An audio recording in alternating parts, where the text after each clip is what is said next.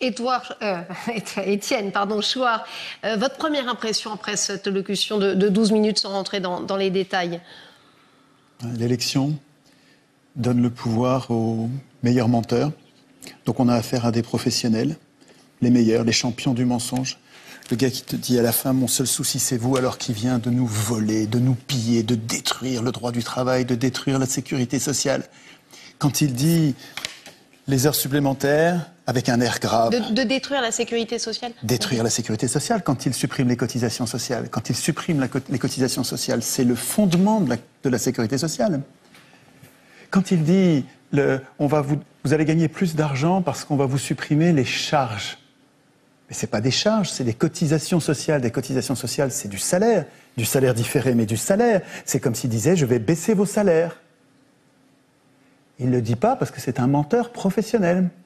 Donc, c'est à nous de décrypter quand il parle de réforme. Réforme en français, ça veut dire une modification en bien. Ça veut dire, dans le dictionnaire, c'est une amélioration. Or, mais c'est pas le premier, ça fait 40 ans que ça dure, ils appellent réforme des régressions. Nous régressons sur tout. Et d'ailleurs, il l'avoue, vous vous souvenez de Kessler qui disait... Il parlait de Sarkozy, il parlait des mesures de Sarkozy, ça partait dans tous les sens. Il disait, vous comprenez pas, vous dites que c'est incohérent. Mais moi, je vais vous dire la cohérence de ce que fait Sarkozy. C'était l'ancien patron du MEDEF. Et il disait, donc il l'avouait, il dit, je vais vous donner la cohérence. La cohérence, c'est de détruire tout ce qui a été institué lors du Conseil national de la résistance. Donc la sécurité sociale, notamment. Donc le plan, c'est ça, c'est de faire de la sécurité sociale un centre de profit comme aux États-Unis.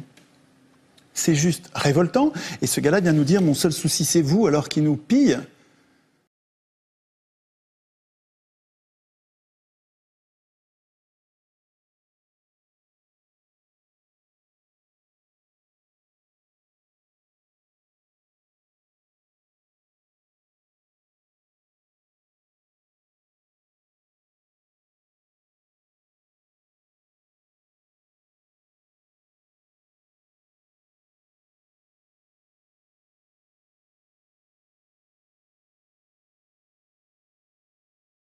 The Global Compact on Migration, on the 10th and 11th of December, there will be an international congress in Marrakesh, Morocco, with regard to this Global Compact on Migration.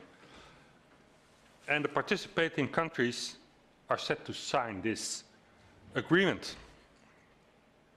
And although this joint agreement isn't binding, it's still meant to be the legal framework on which the participating countries commit themselves to build new legislation. And one basic element of this new agreement is the extension of the definition of hate speech. The agreement wants to criminalize migration speech. Criticism of migration will become a criminal offense.